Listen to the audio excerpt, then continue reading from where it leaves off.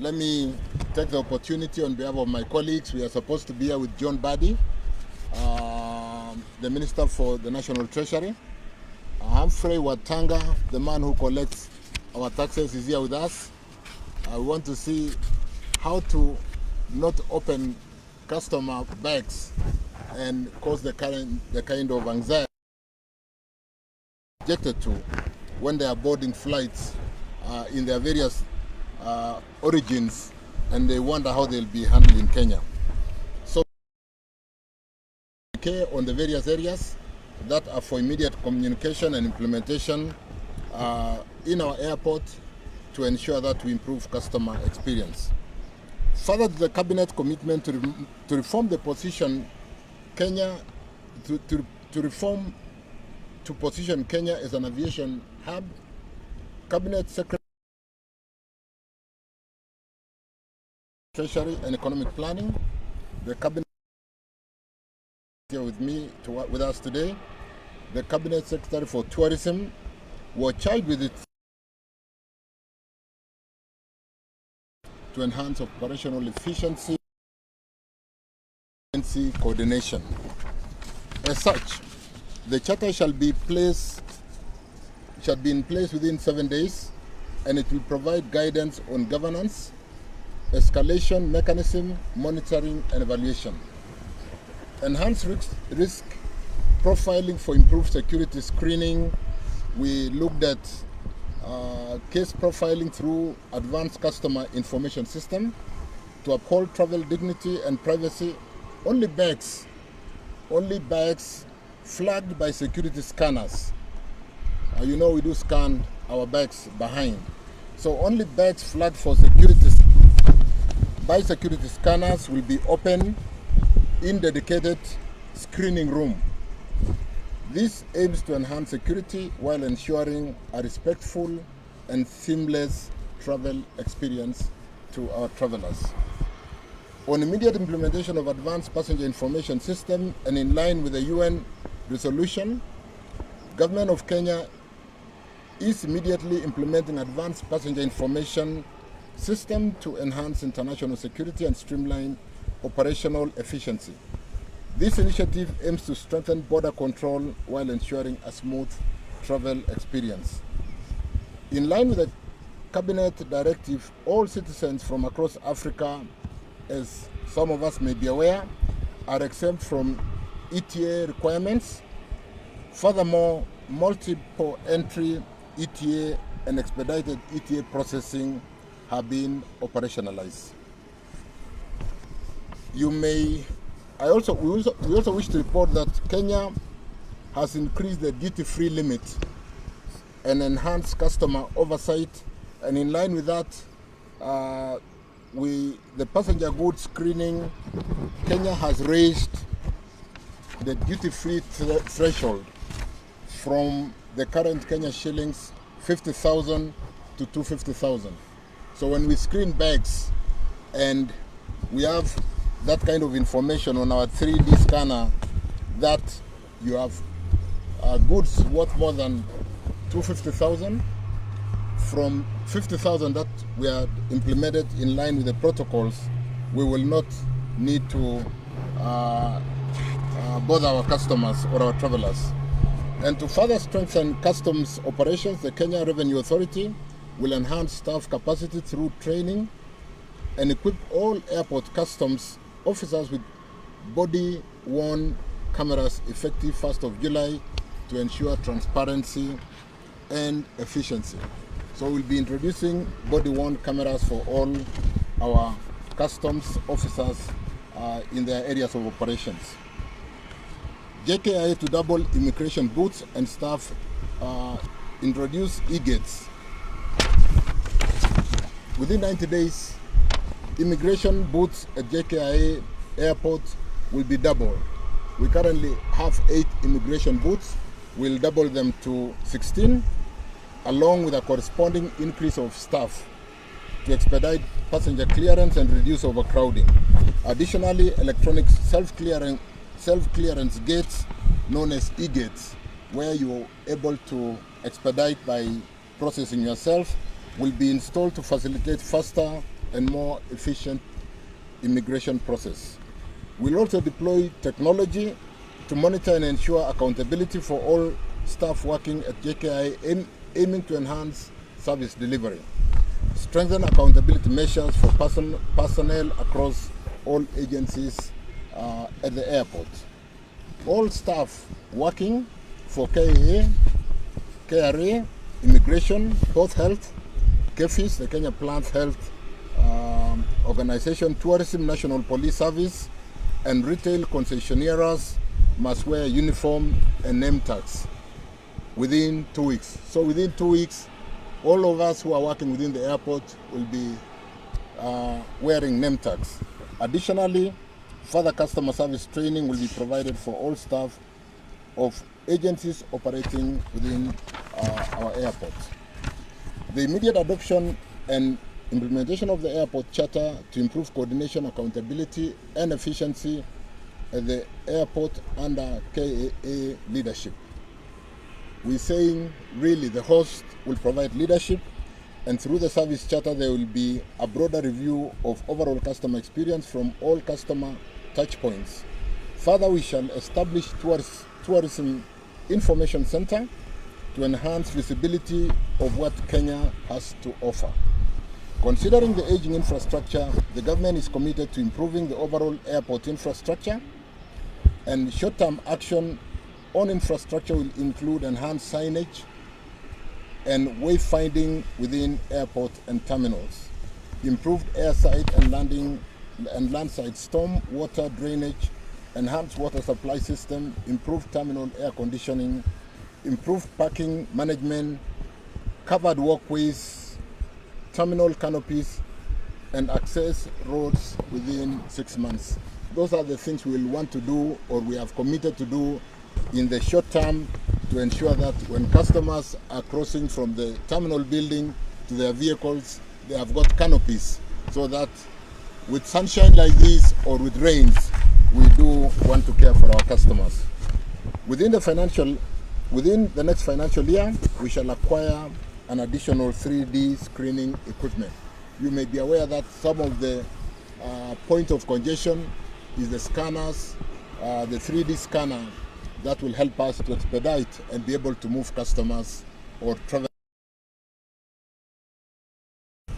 We have undertaken and we commit to improve customer experience through the very quick actions in the short term, and working on the mid-term and the long term to ensure that as an anchor state in the region, we do attract more travelers, we do attract more tourists, and improve our GDP contribution from tourism, because we do recognize that tourism is a great employment opportunity in this industry, where tourism for us is a significant revenue earner in terms of GDP for this country.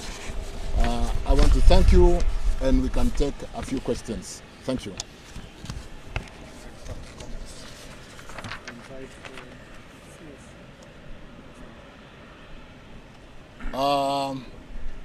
Before we take questions, let me ask my colleague Rebecca Miano, CS Rebecca Miano, to make 1 or 2 comments on what we plan to do on the signage space, what we are going to do together in setting the tourist desks to be able to assist and support tourists arriving in our country. Rebecca Miano, thank you.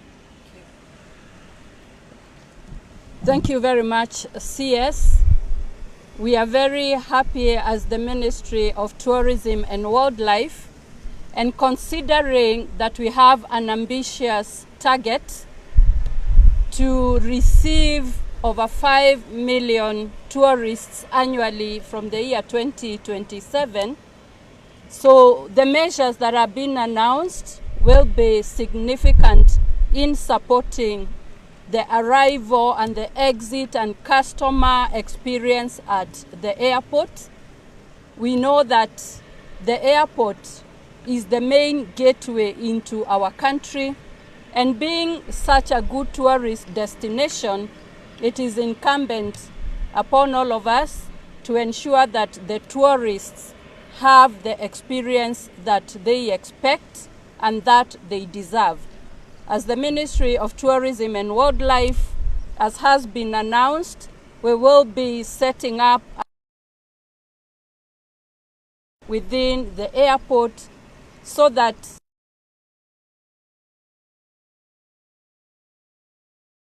it readily available.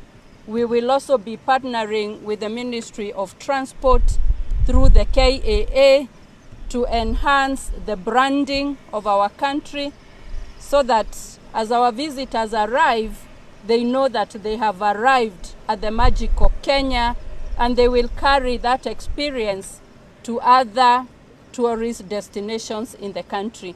And so we are fully participating in the reforms and in the measures that are being announced. Thank you very much. Thank you very much, ladies and gentlemen. As has been read by the CS Roads and Transport, as the Ministry of Interior and National Administration, we are going to support the service charter, the airport charter, that is going to define our working relationship as different agencies domained at the airport. You need to appreciate that in the past, a lot of service provision has been hampered by the competition between institutions and functioning as silos. We have today come here to announce that never again shall the airport operate, and airport operating agencies shall operate as silos. They will now work as one united team at the airport, led by the Kenya Airports Authority, and we have pledged as the Minister of Interior that our staff that are police officers who are serving in this airport, together with the immigration officers serving at the airport, will ensure that they work together in humility under the leadership of Kenya Airports Authority to make sure that service delivery is achieved. In the past also, there have been complaints that some of the officers operating at the airport cannot be identified, and blame has gone to the rest of the country because some of them may have, one or two may have misbehaved while handling our tourists and our visitors. We have now made it mandatory that the police officers operating in this airport, the immigration officers operating inside this airport, shall all of them wear a name tag. And should you misbehave at the airport, we shall be able to identify you, and the customers will be able to identify the officer who was working with them. We have also agreed that under this charter, we will make sure that there shall be a command center where they will be monitoring using technology at the airport to make sure that they are not abdicating their responsibilities. So they shall not be drunk when they are serving. They shall not be also handle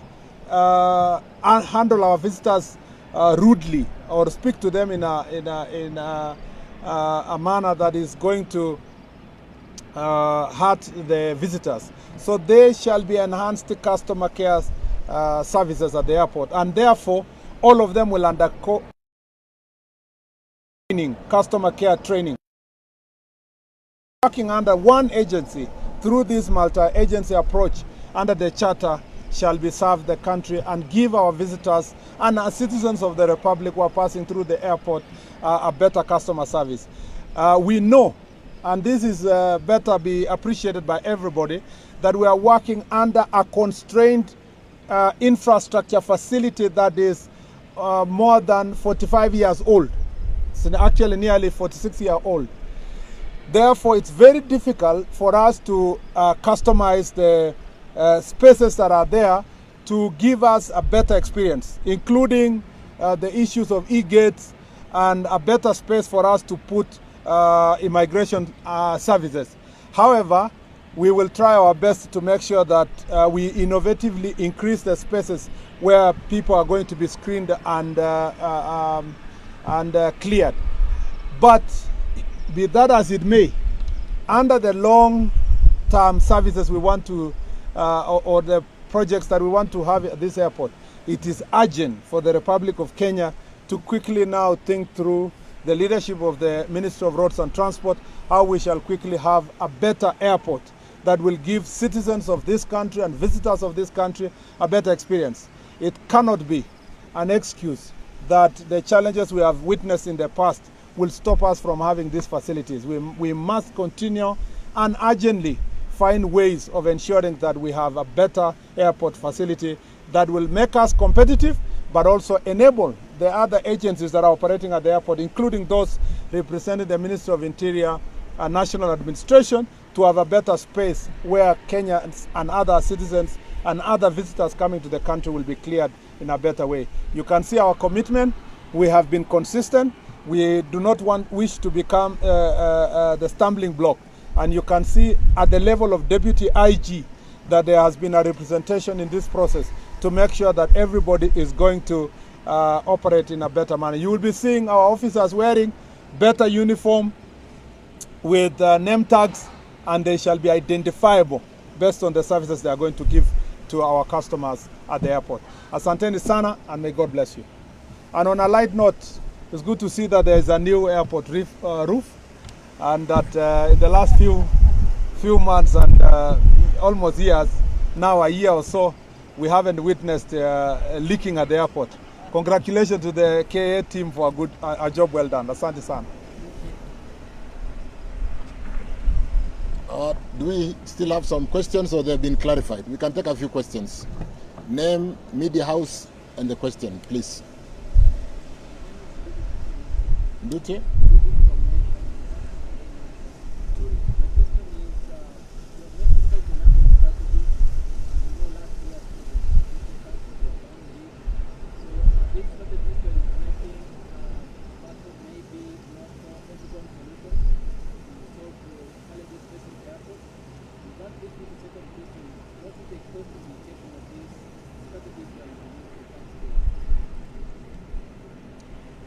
Can we take the second one? Right. My name is Diana from You mentioned something about the putting points in the area. So I'd like to understand what informed this decision to improve the and what is the sugar? Thank you. Let me pick first from the nation. I didn't quite get your name. Ndubi. The concern of really why some of our services, as articulated very well by Waziri Murkomen, is the inter-agencies not working together. So some of the solutions we are mapping out is basically saying, can government work with one approach in terms of how we deal with our customers, whether you come from Kenya Revenue Authority, an independent agency that collects our revenues and reports to the National Treasury, whether you work for the Kenya Police, watching over the security of our nation to make sure we don't have harmful substances coming into our country, or whether you work for the border control, whether you work for the Kenya Airports Authority, or whether you work for the tourism promotion, can we all work together to ensure that we do provide a seamless service to our customers? And working as a team, it will not cost us much. And therefore, the immediate solution, as you may note, does not have any budgetary implication. It will basically be rearranging the milk runs on how customers move through from alighting from the aircrafts to exiting the border control and all the way to the customs for checking. The challenge that we have, like again has been mentioned, is we have got very crammed up space because we have outgrown the capacity of our airport. We are bringing in excess of what our airport was built to handle, and therefore, even as we walked around to see where to put a scanner, we are struggling to get accommodation for scanner. As we look for room to put a bit of privacy, while we have to check your box because the scanner reports that we have to check your box because you are possibly a heavy trader and you don't want to, and you need to pay some tax, or you might be, the scanner has noticed some substances and we need to check your box. We usher you into boxes which have been scanned using technology, and that is already done at the back of the belt, and therefore there should be no reason why we are opening every other box because it touches on the second question of what informed. How much revenue are we collecting by opening our customers, our travelers' bags on the belt and causing the kind of challenges that customers have complained about? I'm returning home, I've only bought one shirt and I've got the dirty clothes. Why should my box be opened? And the revenue we are collecting amounts to about 0.05% of the total revenue we collect.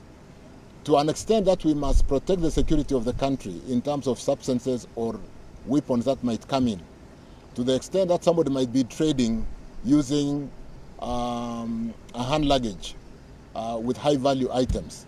Those are the only items which, when flagged by the scanners, the 3D scanners, will be able to usher those customers to a private room and take them through the due process of paying taxes if taxes must be paid for, or verifying those items and subsequently collecting taxes if we must collect the taxes. So those are some of the things that informed the actions we are taking, working together as a team.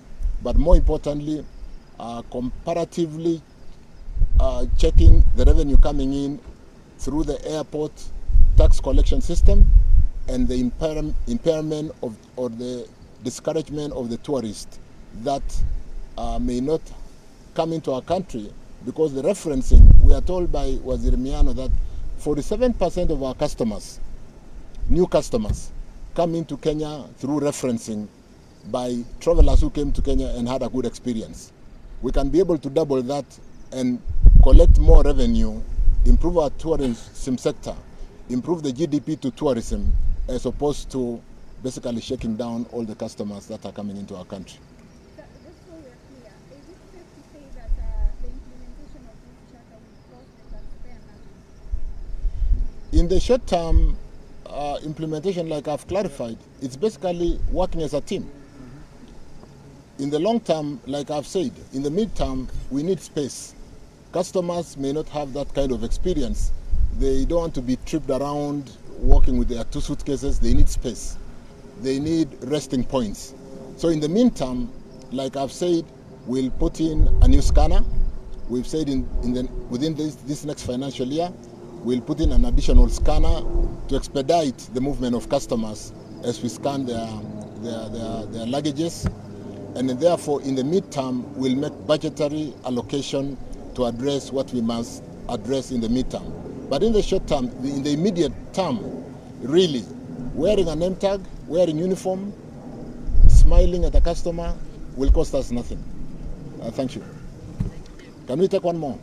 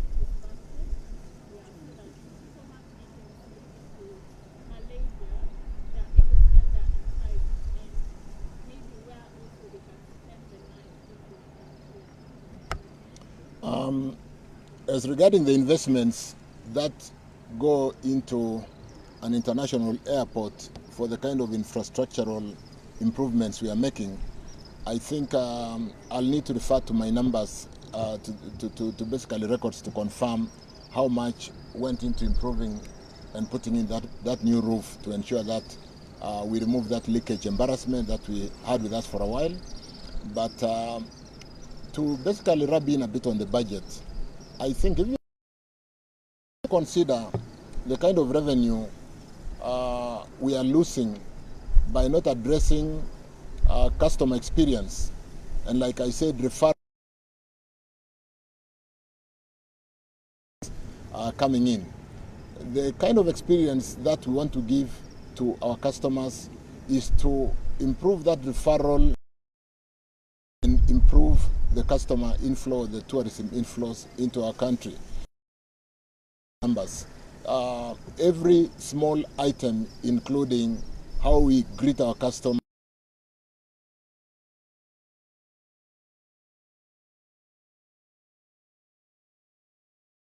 in the bag, and which has been identified by the scanner, are some of the very small things, but which are costing us so much. So we'll then be falling back to look at simulation, and improvements can really be built through small things that all of us can do together. In this team, we did Operators Association to talk together. Why should a plane arrive, and for a plane coming in with maybe 300 travelers, we only have one bus, and yet we have got contracts which stipulates how the first class traveler should be handled, how the business traveler should be handled, and so forth. And therefore we don't have to, how do we best the ladder very quickly so that customers are not sitting in the plane because we are mounting the ladder or the whatever so slowly. So there are the quick wins which don't cost anything. It's just an efficiency, how we work, and Kenyans are great workers, and we want to really get that culture, and without much investment, improve the customer experience and improve the tourist numbers that we can communicate later when we run our simulation. Rebecca? Yes. Thank you very much. In 2024, we have seen an upsurge. We are now at numbers higher than pre-COVID. We have various ways of determining these numbers, the efficacy. We work together with Central Bank of Kenya to look at even balance of payments, immigration. They collect data on the entries, Kenya National Bureau of Statistics, tourism research institutes, and other organizations. We are putting together the data, but for sure, the preliminary information we have is that the tourist numbers did not decline. They will be upwards of the target that had been set for us. So we will be announcing the actual numbers, but for sure they will be more than around 2.4 and above. Yeah. And you asked what we are doing to enhance tourism numbers. We are diversifying the tourist numbers, tourist products, so that tourists, when they come in, they find enough. The modern traveler are diversifying the source markets from the traditional markets that we have known. We are working on, and part of what we are doing today is in a bid to improve the experience of our visitors. And so we have a whole strategy, and we will be glad to continually communicate about the strategies we have put in place. Thank you very much. Commissioner General, there was something from Kerry. Yeah, as the Kenya Revenue Authority, we are committed to the service charter that we have formulated alongside the other agencies, and for the express purpose of improving customer experience as we fulfill. With respect to the question of the allowable threshold for the value of goods being brought in by passengers had been $500, give or take 50,000 shillings, for a very long time. This is a threshold that is determined at the regional level, at the EAC level, and from our own observations and analysis, we were of the view on the fact that this was very low.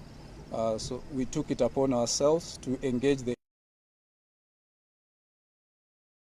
That now has been increased to $2,000, or give or take 250,000 shillings. Thank you. Asante sana. Asanteni sana. Thank you so much.